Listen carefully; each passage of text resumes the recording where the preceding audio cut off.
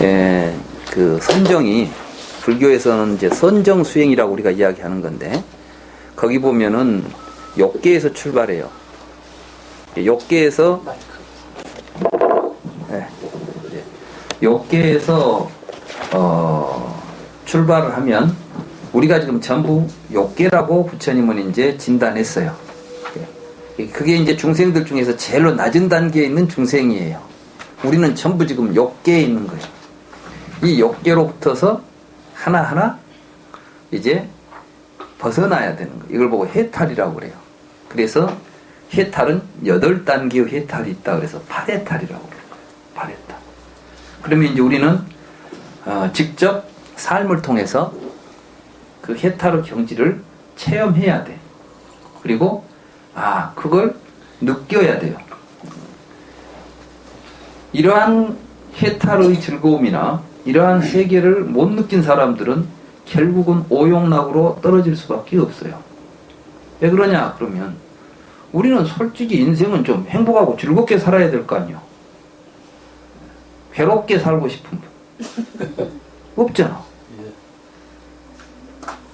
근데 여러분이 알고 있는 즐거움 중에서 여러분들이 우리가 추구할 수 있는 건 알고 있는 즐거움은 추구할 수밖에 없잖아요. 모르는 즐거움을 어떻게 추구해? 그죠? 그럼 여러분들이 알고 있는 재미는 뭐예요? 일단 제일 먼저 재미난 것은 눈으로 보고 귀로 듣고 손으로 만지고 할 때 재미난 것들이 좋은 거 아니에요? 그래, 그걸 이제 우리는 이제 추구하면서 사는 거예요. 근데 부처님이 깨닫고 보니까 그건 아주 위험한 거예요. 부처님은 어떤 비유를 하냐? 문둥병을 앓고 있는 사람이 이제 문둥병을 앓으면은 이게 이제 그 가렵기도 하고 이게 이제 마비가 돼가지고 통증도 잘 못 느낀 것 같더만 이렇게 이제 상처가 나버리고 흔들어 썩어버리니까 그러면 이제 또 가려우니까 이제 긋고 이제 인도에서는 그 치료법이다 해가 숯불에다 태웠는가 봅니다. 이렇게 이제 막 태우고 그러면 태우면 뜨겁지 않겠어요? 고통스럽겠죠. 근데 그 환자들은 못 느낀대. 그러면서 더 파 가려우니까. 그러면 긁고 숯불에다 익힐 때는 조금 통증이 완화되는 것 같아. 시원하겠죠. 그런데 그러면 그럴수록 상처는 더 커지고 더 고통은 뒤에 가면 커지는데 그걸 모르고 계속 그 짓을 하고 있는 거예요. 그것이 오용락을 즐기는 우리들의 모습과 같다. 그래서 우리가 지금 막 뭐 맛있는 거 보면 맛있잖아요. 근데 생각해봐요. 아마 우리 어렸을 때는 맛있는 것이 참 많았어요. 에? 말하자면 제사 때 쌀밥만 먹어도 무지무지하니 맛있었잖아요. 그죠? 근데 요새는 뭐 날마다 쌀밥 먹어도 별로 맛도 없어. 사실 우리는 그 오용락을 통해서 느끼는 즐거움은 그때 가지놓은 거 긁어준 것 같은데 뒤에 가면 더 커져. 그래가지고 근데 이제 왜 그러면 그걸 못하냐 그러면은 지금 이 마비가 돼가지고 거꾸로 된 생각으로 그걸 보는 거예요. 지금 말하자면 고통을 즐거움으로 받아들이고 있는 거죠. 이걸 보고 전도몽상이라 이렇게 반야심경에 보면 원리 전도몽상하라 그렇게 돼 있잖아요. 그 원리 전도몽상이에요. 우리 생각이 다 전도몽상이에요. 우리 생각 싹 뒤집어 버리면 돼. 근데 못 뒤집어. 왜냐하면 모르니까. 이것이 즐거움이라고 알고 있으니까. 그래서 안다는 것이 중요한 거예요. 바르게 안다는 것이. 그래서 이제 이 즐거움이 잘못됐다는 것은 어떨 때 아냐. 그러면서 이제 비유하기로 그래요. 치료가 된 사람이 다시 그 숯구덩이 옆에 가서 태우고 앉았겠냐? 응? 정상적인 사람은 안 하겠죠. 근데 우리는 지금 전부 문둥병 환자처럼 잘못된 생각을 가지고 세상을 사니까 온 세상이 지금 이 모양이 되어 있는 거예요. 고통으로 들끓고 있는 거예요. 불교가 이제 우리 이 세상에 많은 사람들이 불교를 해야 되는 것은 그건 선택사항이 아니라니까요. 행복하게 살려고 한다면 반드시 알아서 실천해야 될 길인 것이에요. 그래서 이제 욕계에서 이 욕망이라는 것이 잘못됐다는 것을 알아야만 욕망으로부터 멀어지려고 하겠죠. 그래서 이제 이것을 바라보고 욕을 끊고, 이 욕이라고 그래요. 이 욕. 이 욕이라는 것은 이제 그냥 실증을 내버리는 거예요. 그래가지고 염리. 염이라는 것은 실증 내지 않아요. 그래서 이 욕을 하게 돼. 실증이 나면 멀어지게 돼요.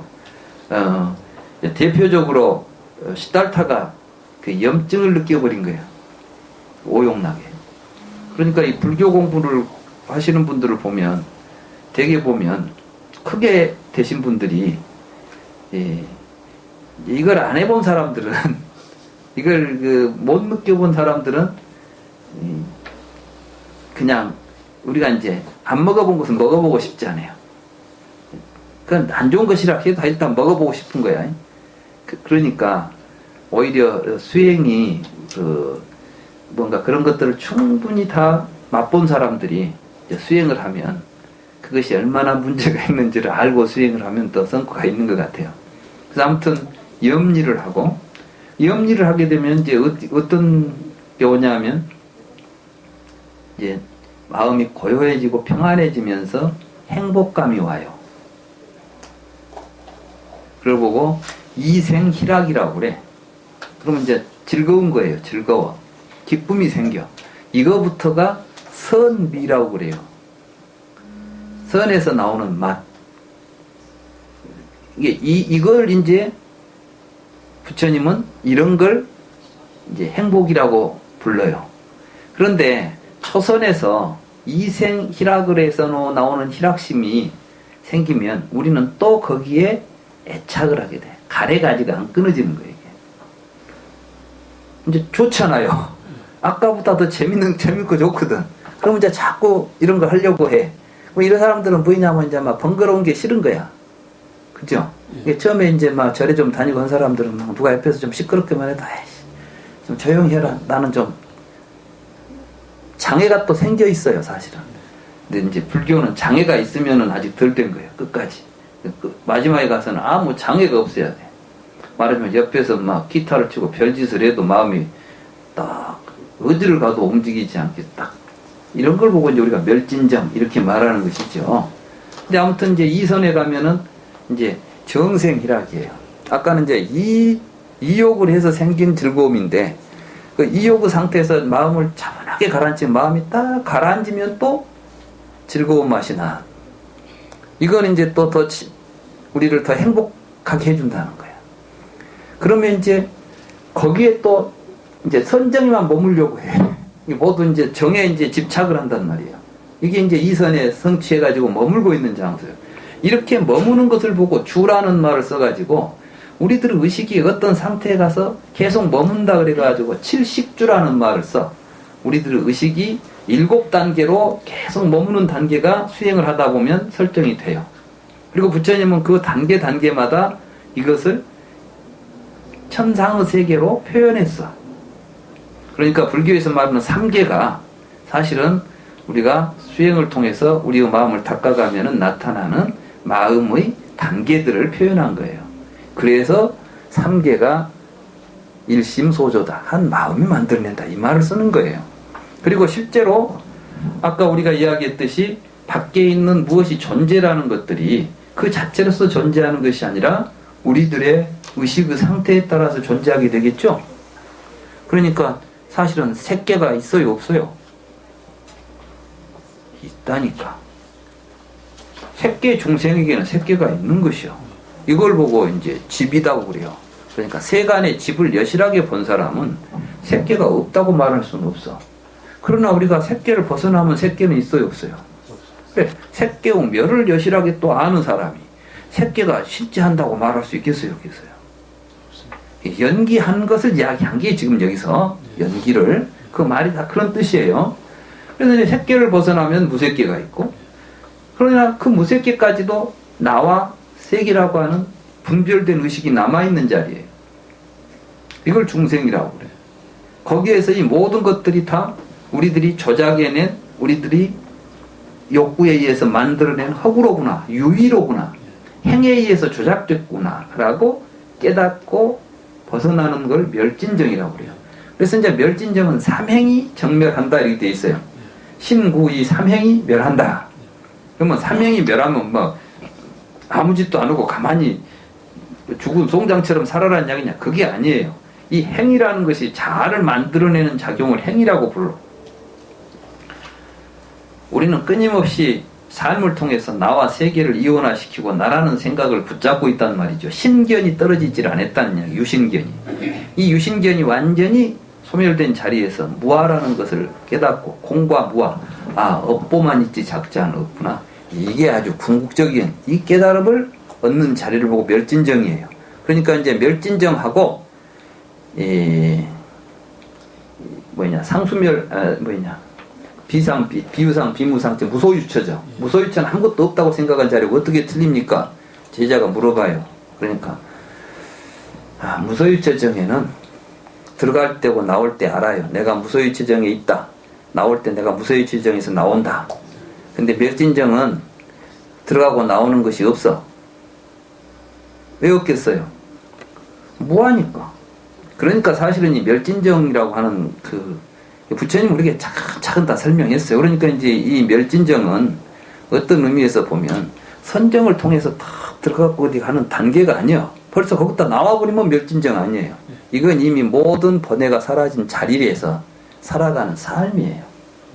그러니까 그건 언제든지 그 자리는 그래서 이제 불교에 보면 행주자와 어묵동정에 행주자와 어묵동정이 뭐예요? 우리가 살아가는 일상적인 삶이죠. 이 삶에서 떠나지 않는 자리가 멸진정이에요. 이렇게 이제 수행이 그 구조로 짜져 있는 것이 이게 이제 구차제정이라는 수행법이고 거기에 맞춰서 부처님이 이제 말씀하신 게 구중생거, 9가지 중생들이 머무는 장소, 이 3계죠. 여기에서 우리가 어떻게 수행할 것인가가 구차제정. 그러니까 이제 우리들 의식이 9단계로 있으니까 그 의식의 단계에 따라서 선정을 닦아가지고 벗어나는 수행이 있어야 될 거 아니에요. 그 벗어나는 수행을 하게 되면 우리가 얻게 되는 각 단계마다 해탈이 있을 거 아니에요. 그 해탈을 8단계가 있다. 그러니까 이게 8해탈. 그래서 8해탈을 완전하게 성취하게 되면 뭐가 되느냐? 구해탈, 심해탈과 해해탈. 다시 말해서 우리들은 마음이 모든 욕망으로부터 벗어나고 지혜로 이제 무명으로부터 벗어나는 걸 이제 누와 무명이라는 게 이제 불교에서는 초기 불교부터 항상 문제가 돼요. 이게 대승 불교에서는 2개의 장애라고 그래요. 하나는 번뇌장, 하나는 소지장. 대승 불교 가면 번뇌장, 소지장, 원효스님 그래 보면 이장의라는 게 있잖아요. 불교에서는 항상 이 장애 2가지 장애 제거하는 게 수행의 목적이거든. 그러니까 이제 이 번뇌장을 벗어나면 심해탈했다 하고 소지장을 벗어나면 해해탈했다 하고 이 2가지를 다 구비하면 구해탈이라 하고 구해탈을 최후의 해탈, 부경의 해탈 이렇게 부른다. 그래서 불교의 궁극적인 목적은 뭐냐? 바로 구해탈에 있다. 자, 그걸 알고 우리가 이제 또 가야 될 거 아니에요. 그렇죠? 또 바르게 알고 가야 될 거 아니에요. 그래서 제가 저하고 같이 하는 공부는 그걸 우리가 바르게 아는 데까지 가는 거예요. 안 다음엔 어떻게 해야 돼? 스스로 가야지. 스스로 가야 돼. 그리고 스스로 알게 돼. 그러니까 불경에 보면 뒤에 가서 부처님의 말씀의 결론은 뭐냐면 스스로 보고 스스로 알게 된다. 결론은 그렇게 돼 있어요. 그러니까 누구한테 물어보고 다니면 안 돼. 이제 공부하고 나서는 자기한테 물어야 되고 부처님 말씀대로 잘 됐는가를 자기가 확인하면 되는 것이고 그 부처님 자신도 그러니까 나에게도 의지하지 말라. 부처님 말씀은 스스로에게 의지하고 남에게 의지하지 말라. 그랬죠? 자등명, 법등명, 자규의 법규의 많이 하시잖아요. 여러분 문제는 큰 스님이 해결 안 해줘요. 부처님도 해결 못해. 부처님이 할 수 있는 건 무엇이냐? 큰 스님이 할 수 있는 건 무엇이냐? 지도책 보여주는 거예요. 이렇게 가면 이런 길이 있다. 이제 가는 건 각자 몫이에요. 우리가 가야 돼요, 그걸.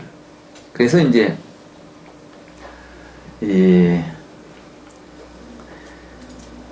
부처님이 간곡하게 열반하시기 전에 하신 말씀이 너 자신에게 의지하고 남에게 의지하지 마라. 그 다음에 달마에 의지하고 다른 것에 의지하지 마라 그랬어요.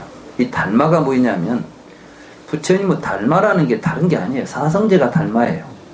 사성제 구조 속에서 구차제 정도 있고 그렇게 되겠죠. 이 달마에 의지하면 달마에 따르는 삶이 나온다. 수법. 달마에 따르는 삶을 살면 그대로 거기 보면 이제 그게 길이 아니겠어요. 그걸 보고 이제 팔정도라 그래요. 달마에 따라가는 길. 팔정도로 수행하면 열반에 간다는 말이나. 이게 이제 말은 좀 단어는 좀 달라도 그 속에 있는 의미는 한 가지로 우리가 어떻게 가야 하는가. 그래서 부처님께서 부처님 열반하신 뒤에 우리는 누구를 믿고 삽니까? 그러니까 부처님이 내가 그동안 해놓은 달마가 있는데 뭐가 걱정이냐. 나는 이미 다 지도책 만들어 놨으니까 나 안 따라다녀도 지도책 갖고 가면 다 갈 수 있어. 그러니까 너 자신에게 의지하지 남 간다고 따라다니지 말고 네가 스스로 가야 된다. 이게 이제 자기에게 의지하는 거예요. 그 다음에 이제 다른 거 보지 말고 내가 준 지도책 잘 봐라. 그 이야기를 하고 가신 거예요.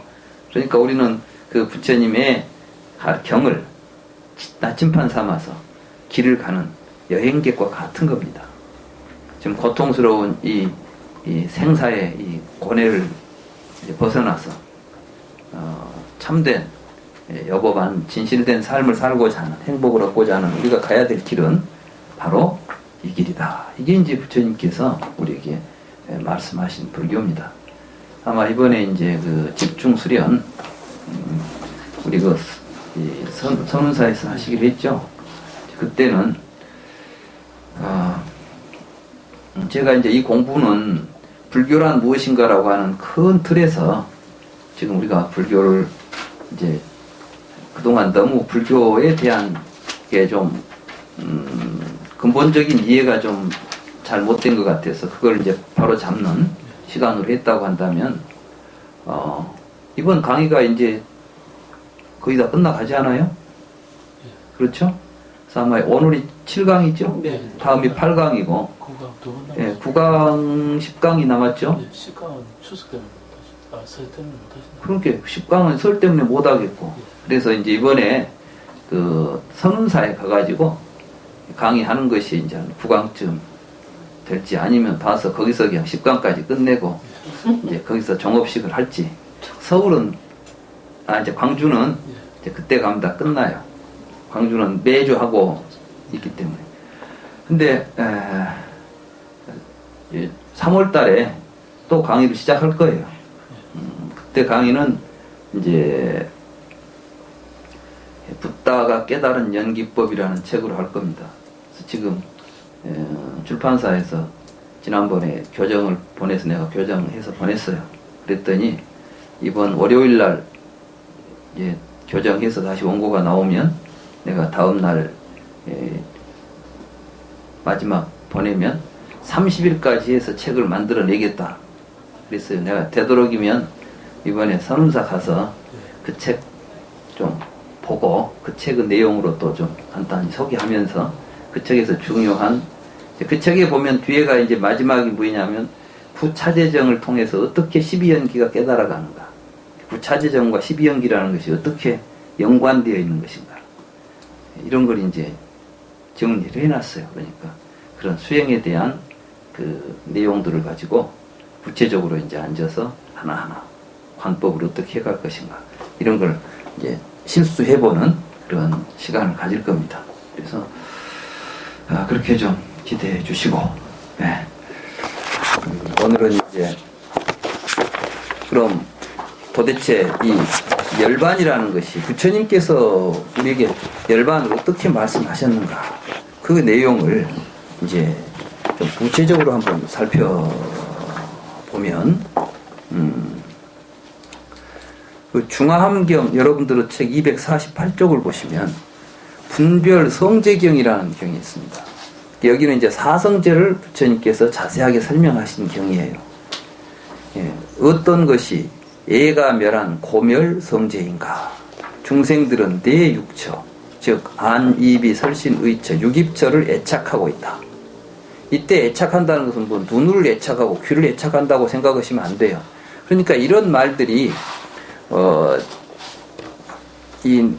육입처에 대한 이해가 안 되면 내 육처를 애착한다는 말이 무슨 말인지 좀 이해가 잘 안 되죠, 선뜻. 그렇잖아요? 근데 이제 입처라는 게 뭐냐면 자아가 머물고 있는 장소란 뜻이에요. 그러니까 이제 우리가 좀 더 쉽게 표현하면 뭐냐면 보는 나예요, 보는 나. 는 볼 때 보는 나라는 생각이 있어가지고 보죠. 여러분들이 뭘 보면 여러분들은 내가 안 볼 때는 안 보여 아무것도. 그쵸? 재밌는 현상이에요.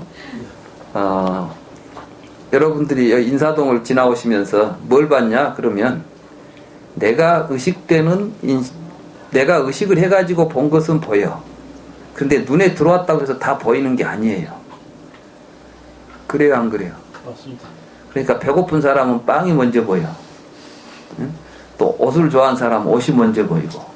그러니까 이때 뭐가 들어있냐면은 이 입처 속에는 반드시 애가 들어있어요. 가래, 탐욕 이런 게 들어있어요. 욕탐이. 그러니까 욕탐을 제거하라 이런 말을 하는 거예요. 다른 데서는 전부 욕심은 나쁘다고만 이야기하죠. 근데 욕심이 어떤 구조를 가지고 어떻게 우리가 삶에 작용하고 있는가 하는 이야기 안 해요. 그냥 대충 살다 보니까 욕심 부리면 옆에 사람들이 욕심 부리면 좀 성가시고 나도 욕심 부리다 보면 고통스럽고 그러니까 욕심 부리지 말라 이렇게 말하죠. 부처님이 욕심 부리지 말라 하는 이야기는 그런 정도가 아니에요.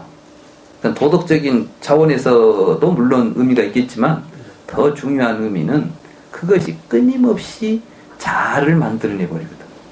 나라는 생각을 계속 강화시키고 만들어요. 그러니까 자아의식이 강화될수록 이기적이 돼. 그러겠죠? 그러니까 요새 교육이 자아 실현을 하라고 해. 그러니까 요즘 애들 교육을 시켜놓으면 이기적이 돼. 자아 실현 잘 되고 어쩌든가요? 자아 실현 잘 되고 그리고 공부를 많이 할수록 더 이기적이요. 우리는 사실은 사회적으로 많은 교육을 시킬 때는 그 사람이 자기 개인의 욕망을 취하는데 그 지식을 쓰라고 한 것보다는 사회적으로 공헌할 것을 기대하고 사회적으로 많은 혜택을 베풀어 주는 것이 교육이에요, 사실은. 그죠? 그러니까 예로부터서 교육을 많이 받으면 그만큼 사회적인 책임이 커진다고 봤어요. 조선시대에 또 선비들이 공부를 하면 절대로 이기적으로 가서는 안 된다고 하는 것이 기본이야. 근데 우리 사회는 지금 어떻게 돼 있어요? 배울수록 더 이기적이 되고 그것도 자유민주주의다 그래가지고 내가 배워서 내가 됐으니까 내 알아서 하면 되지. 그리고 사회적으로 아무런 책임도 안 느껴요. 그러니까 큰 도둑들은 다 배운 놈들이더라고. 잔도둑들은 못 배운 놈들이고. 그러니 이 세상에 배워가지고 세상이 좋아지냐면 그게 아닌 거예요, 지금. 지식이 확대될수록 우리가 사는 세계를 보면 우습게 되고 있는 거죠. 그럼 이걸 모르니까 그런 거예요. 부처님은 지금 육입처를 끊어라 그랬어요. 버려라 그랬잖아요. 그때 눈을 빼라는 이야기가 아니라니까. 자꾸 이걸 갖다 육군 눈 그래버리면 안 돼, 이건. 이건 뭐냐면은 지금 우리 이때 눈을 애착한 놈이 어디가 있다 귀를 애착하고 막 그런 거 아니야, 여기서는. 뭐냐 볼 때 보는 나를 애착하고 있고 밤낮 그 보는 나를 애착하니까 그 놈이 좋아하는 놈을 또 계속 보려고 하잖아요. 그 이야기를 전에 누굽니까?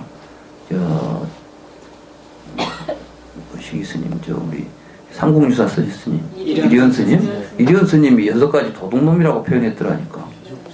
육적을 없애라. 육입처를 없애라는 뜻이야. 근데 그것이 우리 눈, 얼굴에 붙어 있는 눈은 아니잖아요. 그죠? 근데 자꾸 뭐 사람들이 눈 그러면 요것만 생각해.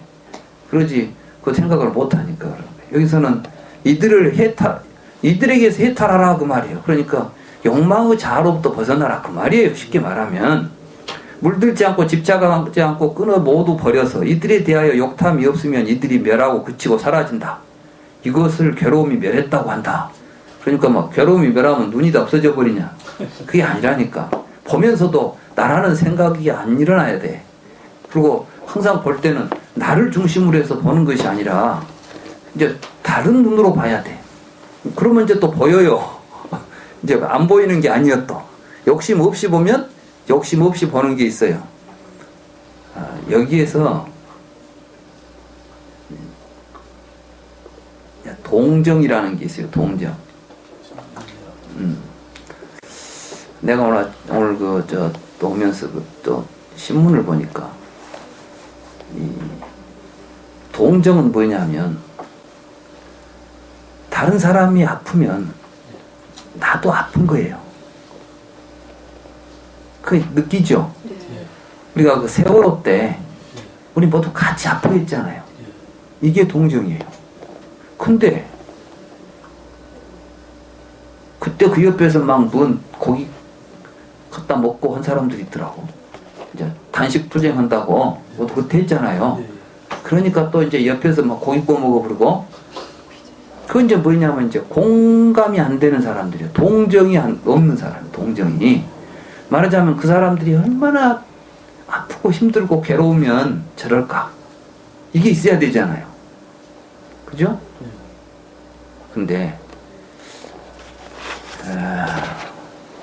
인간이 왜 다른 동물들보다 이렇게 더 우월한, 인간은 다른 동물보다 훨씬 더 크게 더 발전했잖아요.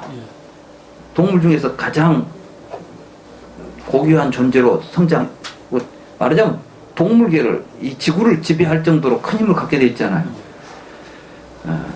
무엇 때문에 그렇겠어요? 이성이 있었어요. 예? 이성이 있었어요. 이성이 있었으면 싸우니라고 이성 등, 그게 이제 서구에서 봤던 잘못된 생각이에요. 그리고 그 서구의 이성주의가 얼마나 못된 짓을 많이 했냐. 서구가 바로 그 이성으로 해서 개발한 지식을 가지고 식민지를 만들기 시작해요. 그래가지고 지금 이 지구상에 일어나고 있는 모든 갈등은 바로 서구의 그 이성주의 때문에 나온 거예요. 아니, 진짜예요. 우리도 지금 그 피해자예요. 우리가 지금 남북 분단이 되는 것도 다 식민지, 일제 식민지를 안겼다면 우리가 왜 분단이 됩니까? 지금 뭐 전쟁에서 이긴 나라들은 뭐 죄가 없는 것처럼 이야기하지만은 영국, 프랑스, 뭐 어느 나라 치고 식민지 안 가진 나라가 없잖아요.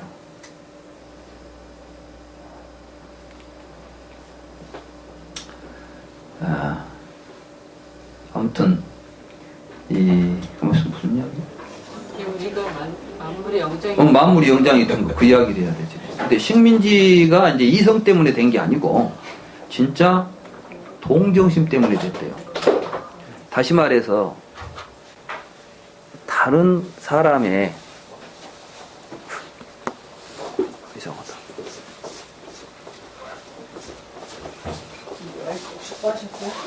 사람이 만물의 영장이다. 그러니까 근데 그 영장성이 어디서 비롯되냐면 바로 동정심 때문에. 그럼 이게 뭐가 되냐면은 우리가 사회생활 하잖아요. 동정심이 없는 사회에서는 같은 사회가 구성이 안 돼. 되겠어요? 안 되겠어요? 안 돼요. 그런데 이제 벌이나 뭐 꿀벌 이런 것들 있잖아요. 이것들도 그런 게 있으니까 뭔가 사회가 구성된다네요. 그래서 실질적으로 지금 우리 인간에게 다른 동물들보다 처음부터 인간이 머리가 뛰어나게 좋다거나 뭐 그런 존재는 아니었는지도 모르죠. 근데 중요한 것은 지금 동정심을 가지고 협력할 줄 알고 다른 사람을 위해서 희생할 줄 알고, 쉽게 말하면 이게 이제 부처님이 말씀하신 자비인 거예요. 자비.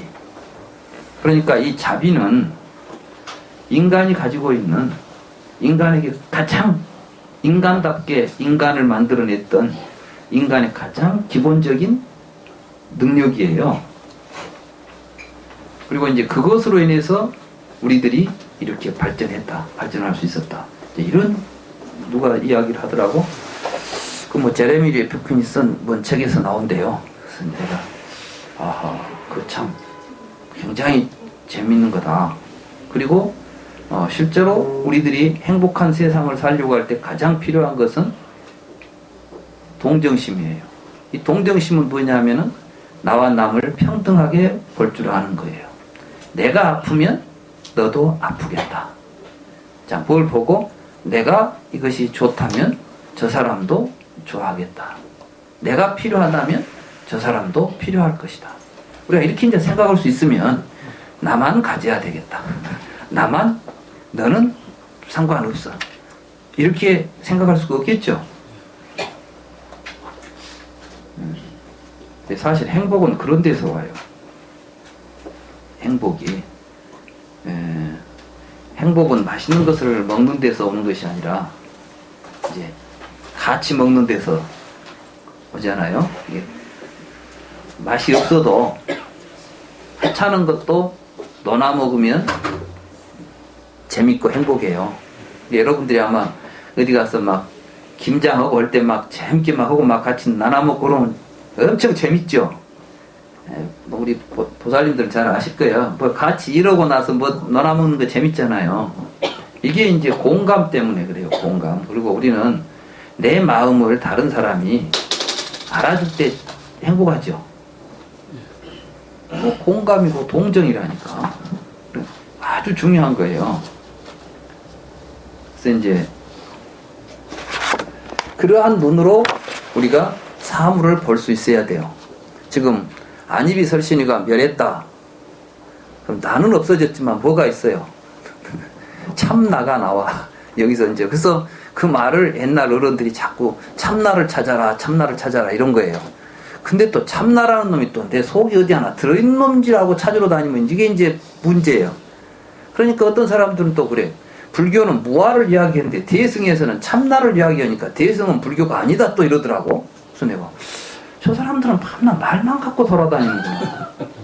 이 사람이 그럼 부처님은 뭐 내가 없다고 했으니까 나를 주장하면 전부 다 안 된다면 그건 뭐예요? 그건 단멸론이죠. 단견이잖아요. 충도를 잃어버리면은 이 대책이 없어요. 불교도. 그러니까 부처님께서는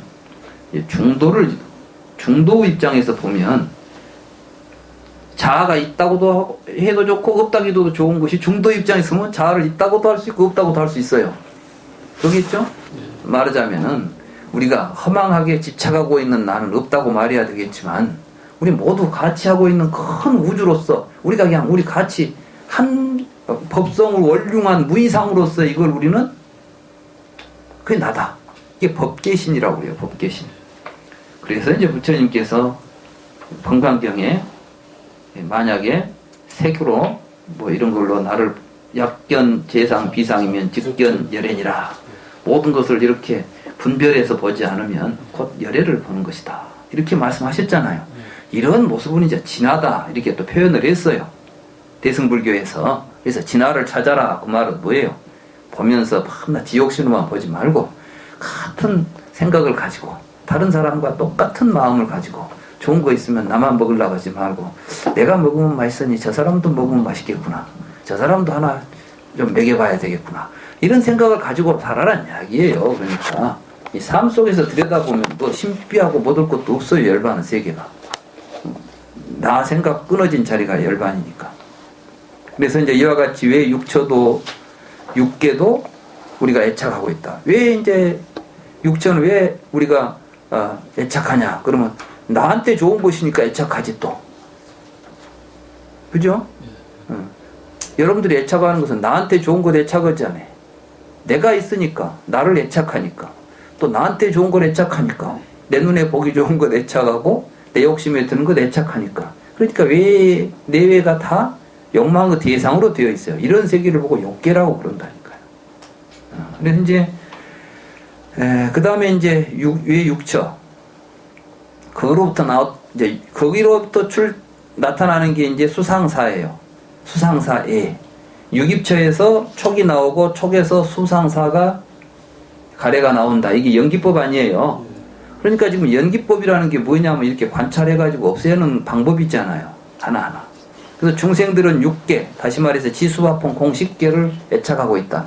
이게 뭐냐면 중생들은 이렇게 해가지고 이 세상을 원자로 쪽으로 보고 있고 그 원자의 하나의 존재를 구성하고 있는 것들을 다 실제로 보고 그런 것들을 집착하고 있다는 뜻이에요. 이게 요즘으로 말하면 6계락 안 하겠지, 이제. 막 원자가 한 160개 되면 160개가 되겠죠. 인도 당시의 이야기예요, 이야기가. 지금도 뭐 지수화풍 4대만 이야기할 필요가 없어요, 지금은. 그가 만약 이들에서 해탈하고, 이들에 물들지 않고, 집착하지 않고, 끊고, 모두 버려서 이들에 대하여 욕탐이 없으면, 이들이 멸하고 그치고 사라진다. 이것을 괴로움이 멸했다고 한다. 이걸 이제 만약에 잘못 해석해버리면 막 눈도 없고 귀도 없고 코도 없고 막 아무것도 없는 세상이 하나 있는가 보다. 이건 어디로 가야 되는 거? 이게 안 보이니까 갈 수가 있나? 그러니까 이제 지 나름대로 수행해버리는 거예요. 여기서부터 이제. 말하자면 뭘 해야 될지도 모르고.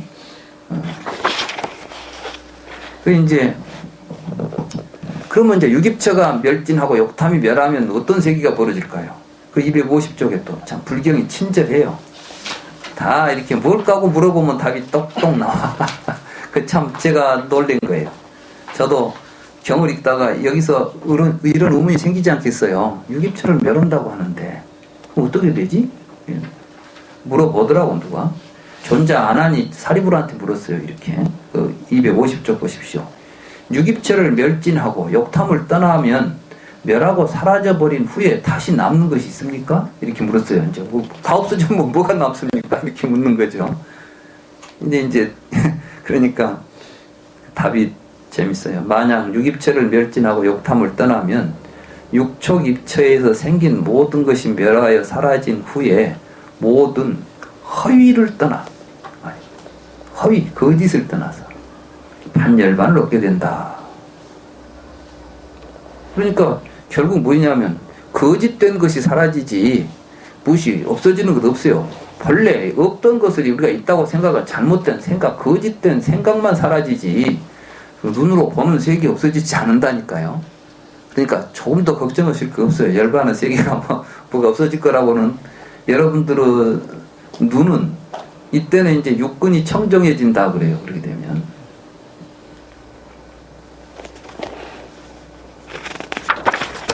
그래서 이제 이 무아의 세계 이게 이제 전개되는데 이 무아에 대한 이야기는 이제 다음 시간에 합시다. 왜냐하면은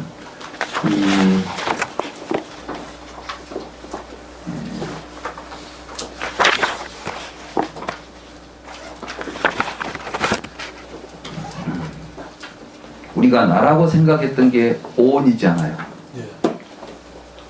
그 오온이 무아란 뜻이에요. 오온은 내가 아니다. 오온 속에 나라는 아트만이 없다. 그런 뜻이 무아예요.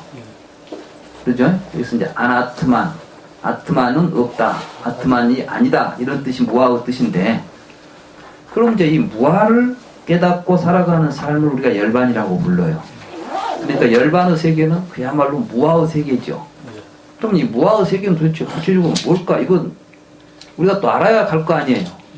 항상 불교는 그냥 상상으로 가면 안 되고 정확하게 이해하고 그걸 향해서 나아가는 게 공부란 말씀이에요.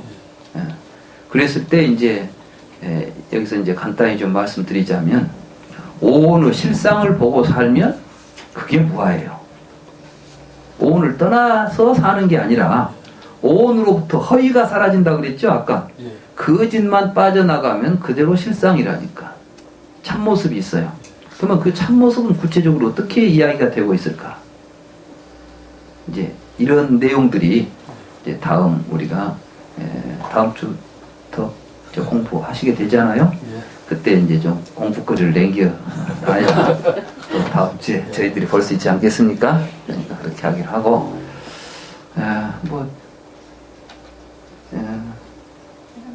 혹시 뭐 질문 있거나 하시면 간단히 질문하시죠.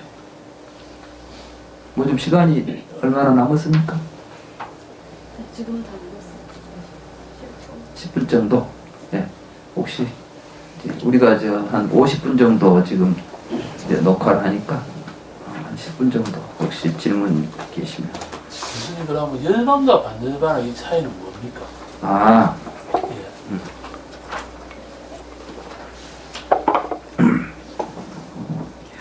열반은 우리가 아까 예.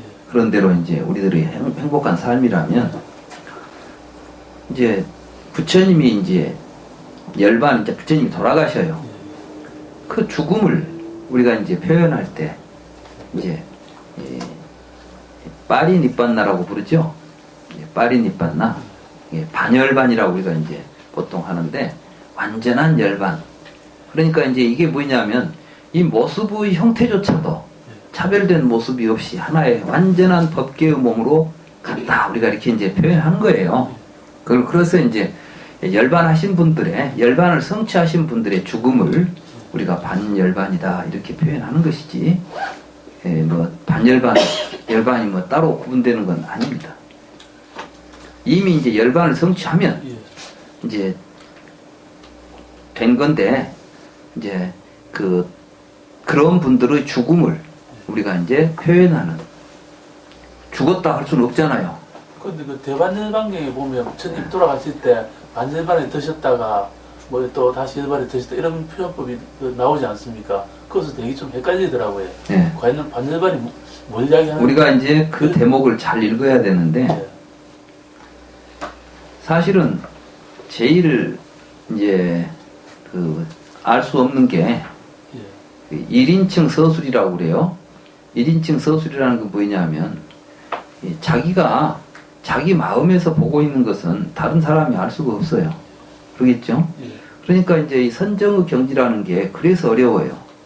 왜냐하면 이걸 놔두고 이것에 대해서 서로 이야기하려고 하면 눈에 보인 거니까 뭐 둥그렇다 검었다 뭐 이야기가 되잖아요.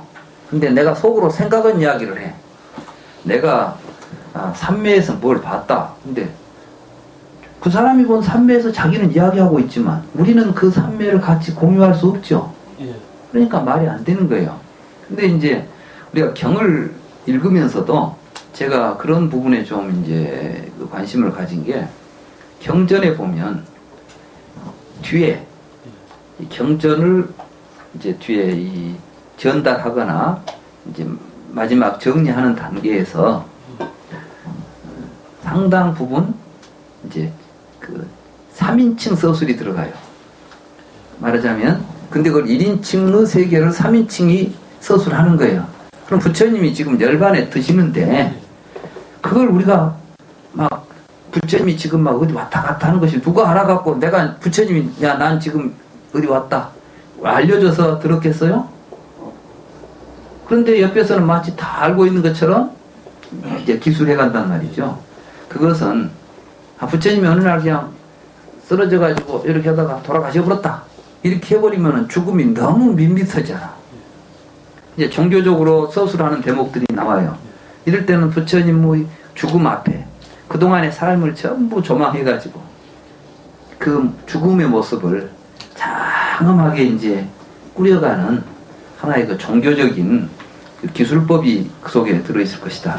그래서 이제 거기 보면 마치 부처님 속을 들여다본 것처럼 막 하는 이야기들이 나와요. 이런 것들은 내가 볼 때 이제 좀 그렇고, 그리고 부처님이 직접 이제 제자들하고 이야기하는 대목들은 부처님의 이제 그런 말씀들인데, 근데 그런 것들은 꼭 뭐하고 또 서로 안 맞아 떨어지냐 하면 부처님이 일상적으로 하신 말씀하고 또 안 맞아, 안 맞디가.